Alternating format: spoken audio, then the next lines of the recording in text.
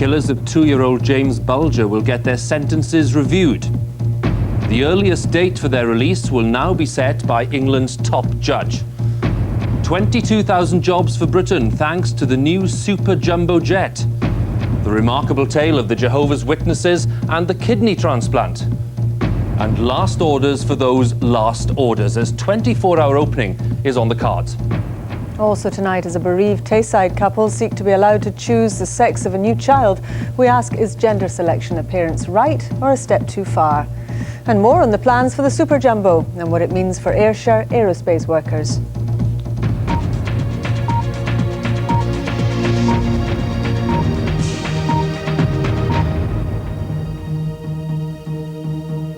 Good evening. The killers of James Bulger will have their sentences reviewed by the Lord Chief Justice.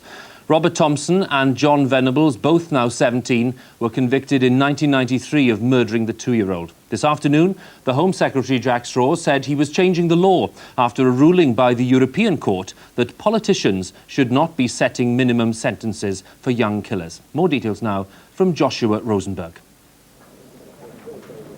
The murder of little James Bulger 7 years ago led to anguish not just for his family, but throughout Merseyside and beyond. But there was profound shock when it became known that his killers were just 10 years old. By law, Robert Thompson and his co-defendant John Venables had to be detained indefinitely.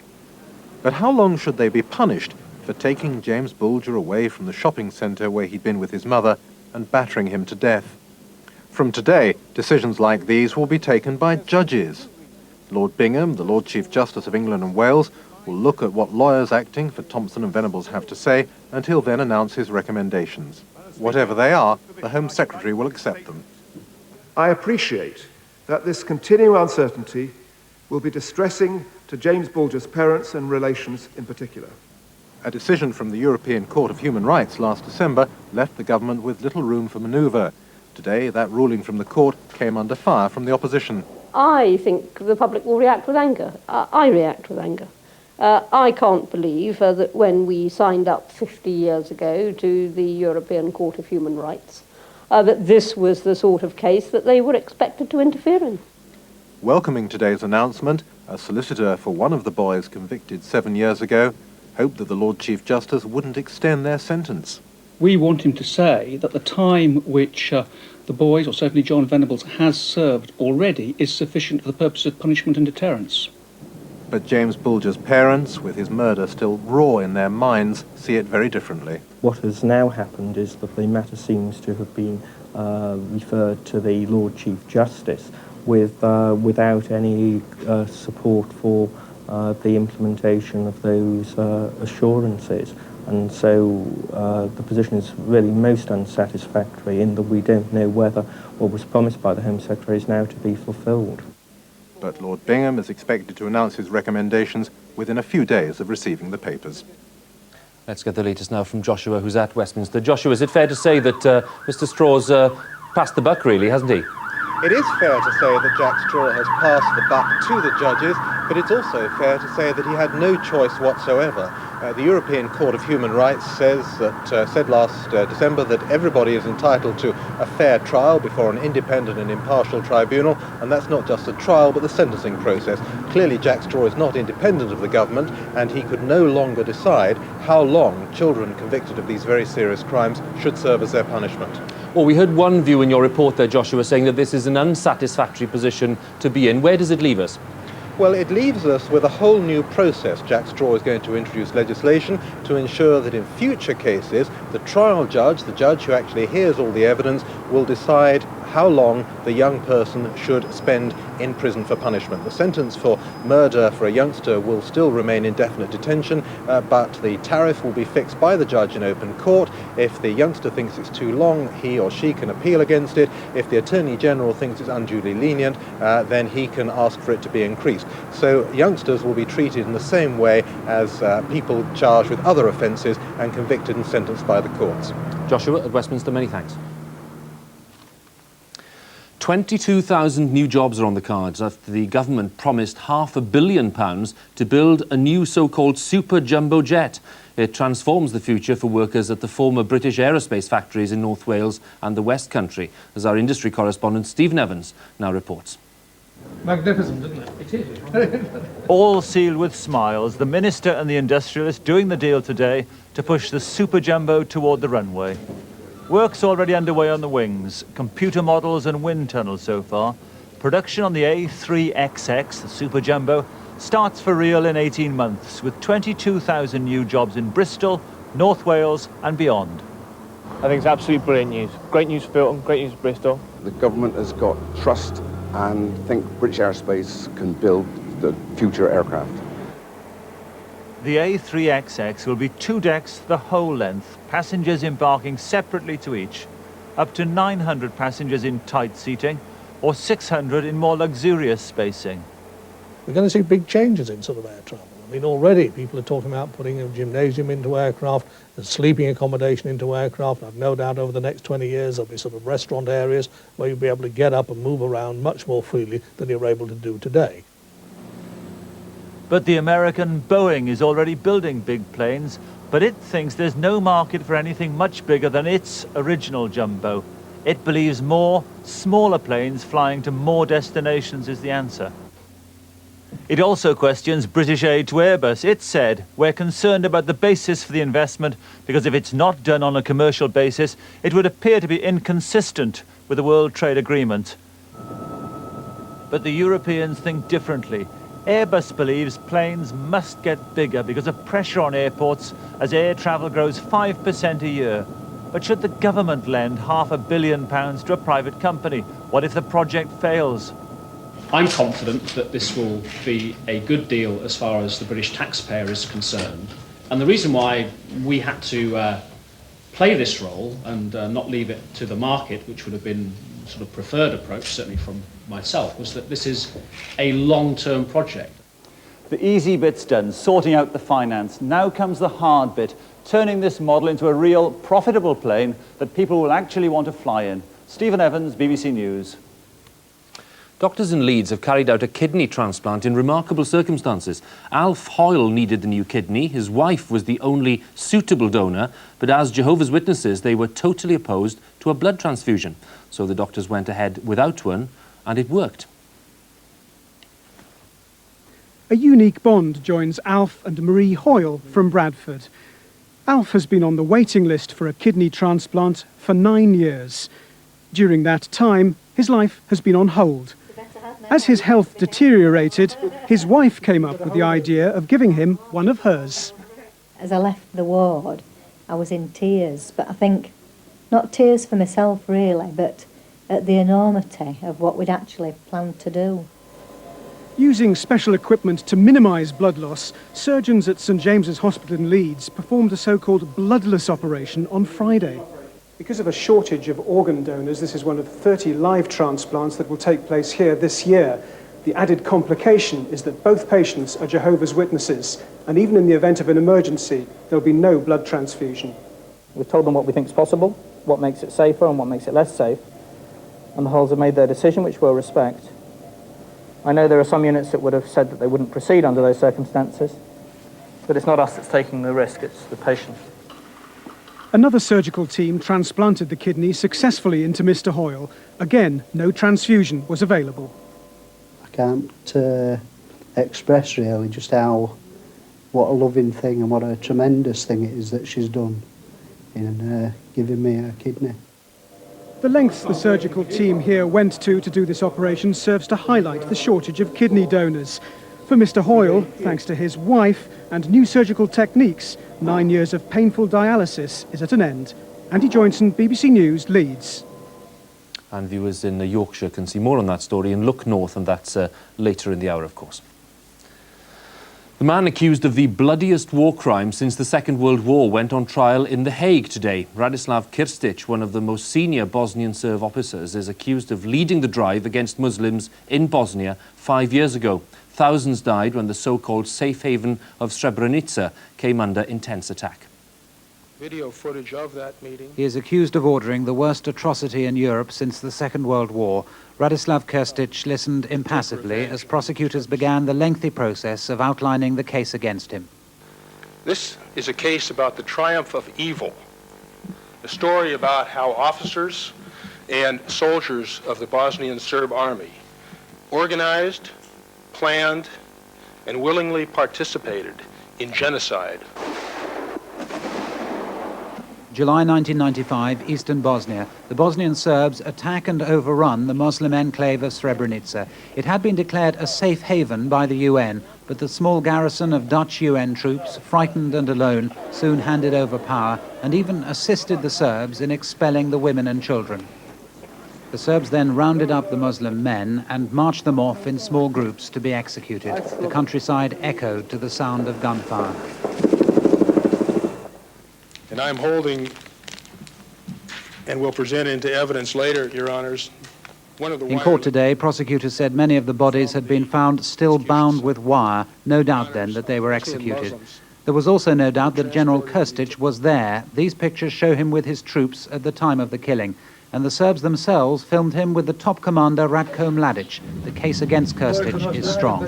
This was an individual that not only ordered and directed that the crimes of murder and the crimes of destruction of evidence occur, but he also had a command responsibility to prevent such crimes from happening.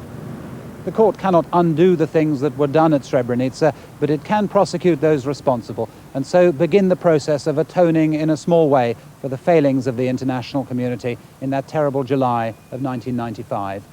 Justin Webb, BBC News, The Hague. There'll be no more rushing for last orders if the government acts on new plans for licensing hours. Landlords in England and Wales might be able to keep pubs open all day and all night, bringing licensing laws into line with some other European countries, as Duncan Kennedy now explains. The dash for a last drink has infuriated pub-goers for years. But that could soon change. It looks like the government is to push for an open all hours policy. And that could mean the last straw for last orders, with most customers in this bar delighted.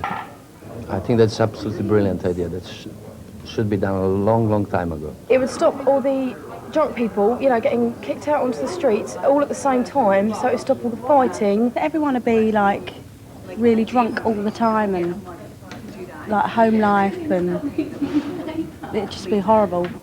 Although the Home Office is not confirming anything, it looks like the changes to drinking laws in England and Wales are likely to include an option of 24-hour pub opening. But with it, the police will be able to close bars instantly if they become violent, and it will be local authorities, not magistrates, who will have new powers to issue drink licences, giving nearby residents more say. The pressure for change has come from British tourists used to flexible drinking hours on holiday, and from foreign visitors to Britain frustrated by our drink up and leave mentality. We think it's going to bring us much more up to date with the rest of Europe, make us more competitive as a tourist destination, and overall bring more choice for consumers and for publicans. But others fear sites like this with uncontrolled consumption, and researchers question the real level of demand. The people that really want to have 24-hour drinking from our survey are the heavy drinkers and young people. And these are the two problem drinking areas that the government wishes to target. A government white paper containing its ideas is expected sometime this spring. For many, it can't come soon enough, not since the First World War have the laws on last orders been changed. Duncan Kennedy, BBC News. The Spanish Prime Minister, José María Aznar, has won a landslide victory in the country's general election. His centre-right Popular Party was expecting a narrow win. Instead, it got an outright majority. The strength of the economy has been the Prime Minister's main appeal to Spanish voters. José María Aznar has won big, bigger than anyone predicted. For Spanish Conservatives, this was quite a result, not just a victory, but an overall majority. The Prime Minister came out to say thank you, and for once his emotions were on display. He's no great speaker, colourless according to many Spaniards, but he has won more than even his own party dared to hope. So why did Spaniards vote for him in such large numbers? In a word, money. Spain has had 4 years of prosperity and economic growth. It seems that's what mattered most to the voters. This was goodbye from the Socialist Party leader, Joaquin Almunia, the election's biggest casualty. The government's big win has changed the political landscape here. The left is in disarray, the right is triumphant. After 4 good years, Spaniards are hoping for even better times ahead. Orla Guerin, BBC News, Madrid. Time is exactly 6:15. In a few moments, the new test for Down syndrome that could prevent thousands of miscarriages. And how Welsh is Welsh, all eyes on the rugby rulebook as players have to prove their ancestry. And in 15 minutes, all Scotland's top stories, sport, a full weather forecast, and the Scots psychologists carrying out a pioneering study into brain injuries.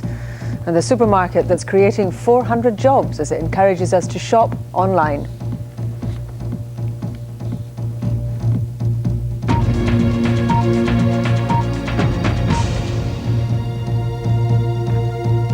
Doctors have made a significant step forward in testing for Down syndrome. They've devised a safer and more accurate antenatal test, the combination of ultrasound scan and blood analysis. They say it could prevent hundreds of miscarriages every year. But the test initially will not be available on the NHS. Every pregnant woman is offered either a scan or a blood test to screen for Down syndrome. Elena Levine, who's 11 weeks pregnant, has just been told her risk is low. It's very reassuring to be told that we think everything's okay at this stage, and it was also very nice to see the baby bigger than the early scan I'd had and also moving. The new test combines the result of this scan with 2 blood samples. If it was introduced throughout the UK, it would detect nearly 200 more pregnancies affected by Downs every year than current methods.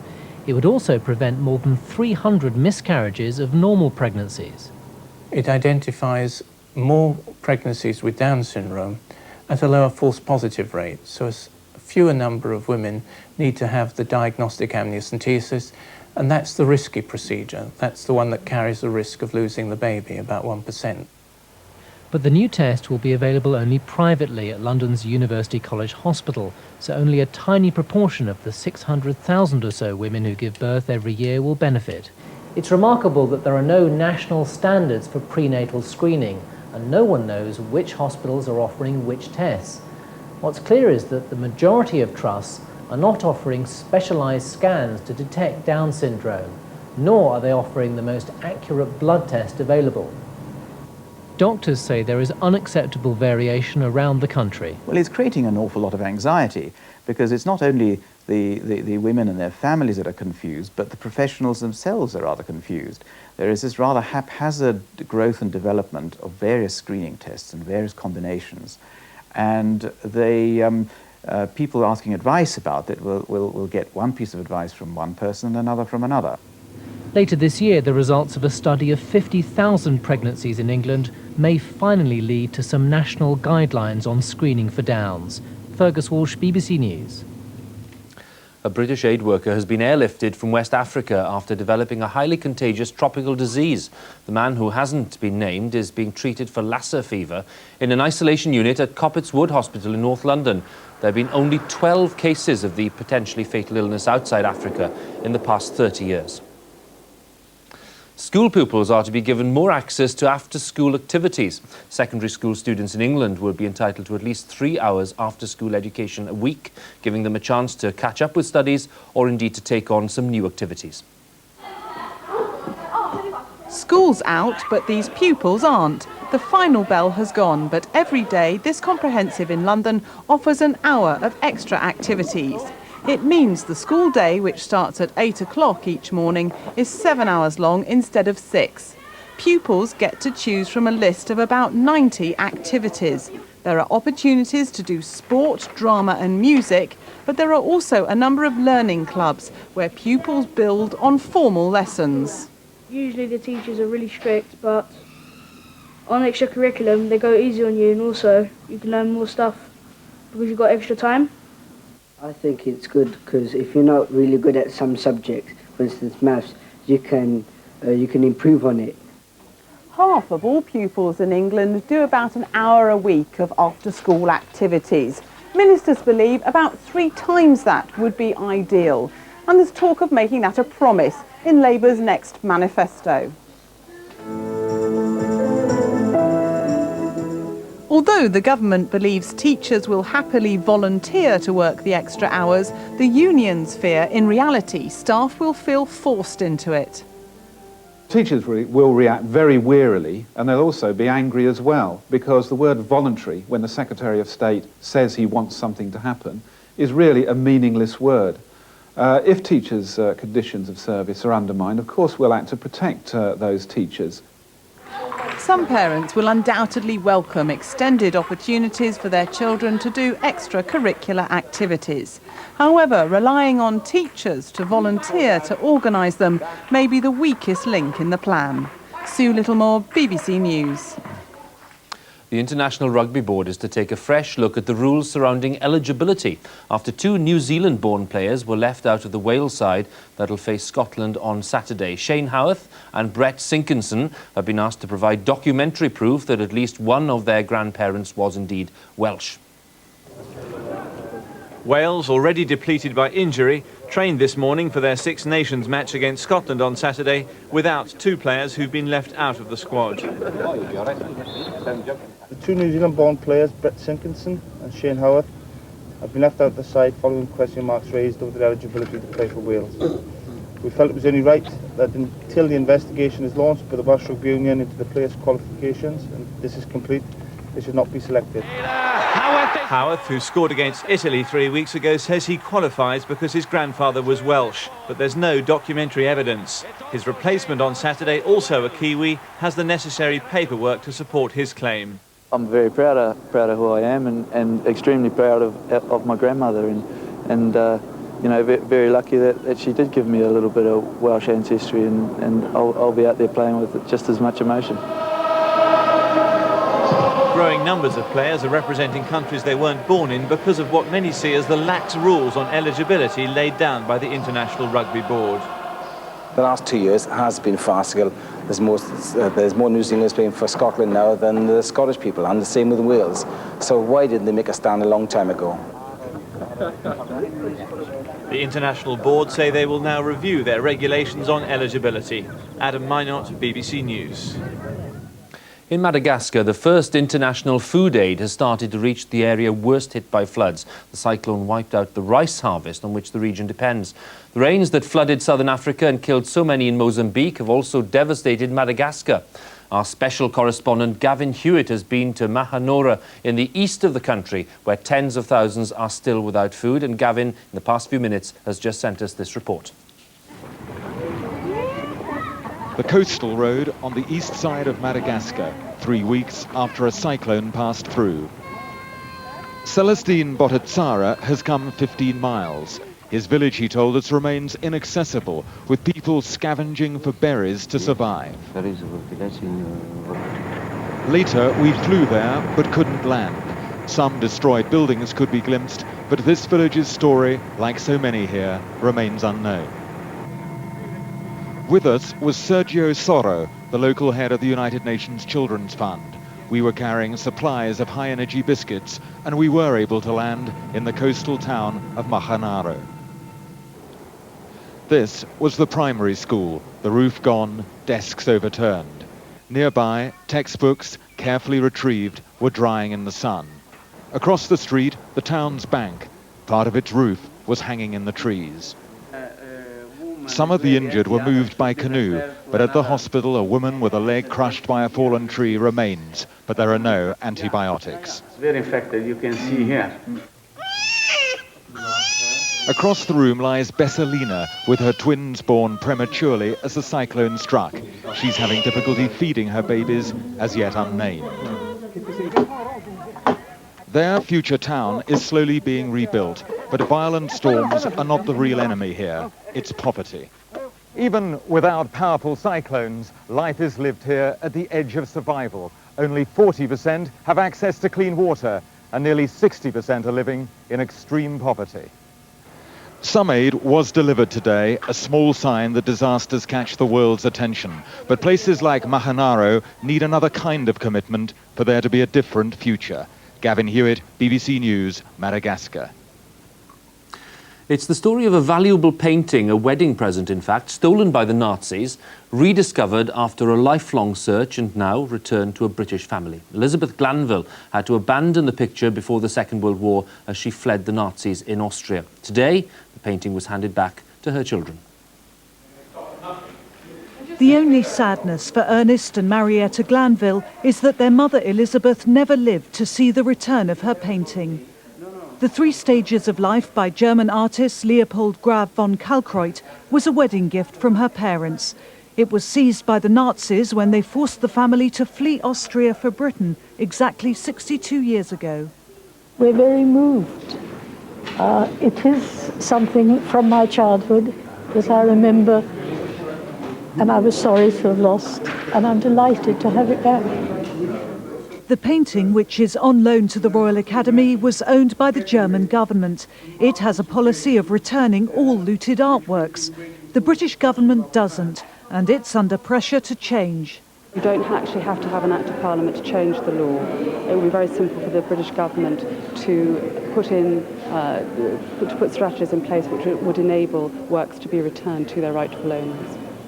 The government doesn't believe that there are many looted artworks hanging in national collections, but it's set up a commission to adjudicate in any disputed cases.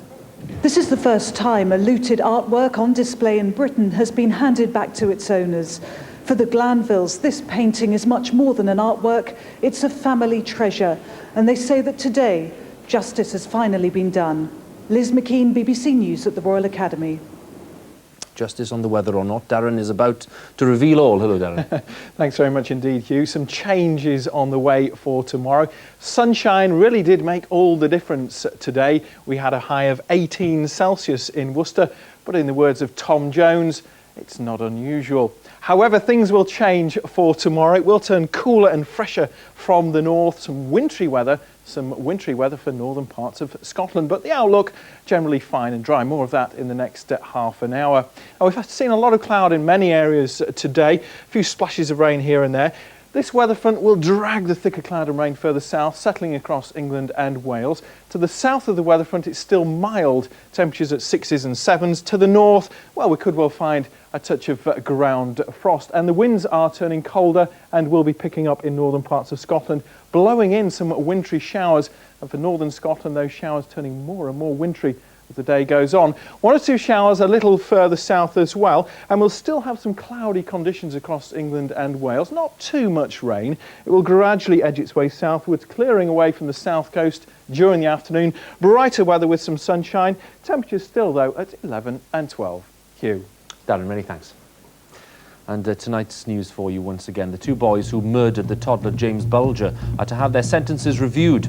The earliest date for their release will now be set by England's top judge. And 22,000 jobs for Britain thanks to the plans to build a new super jumbo jet. It's nearly 6:30. There will, of course, be an update on the main stories just before 7 o'clock as usual. Stay with us. In a moment, it's time to join the BBC's news teams across the United Kingdom.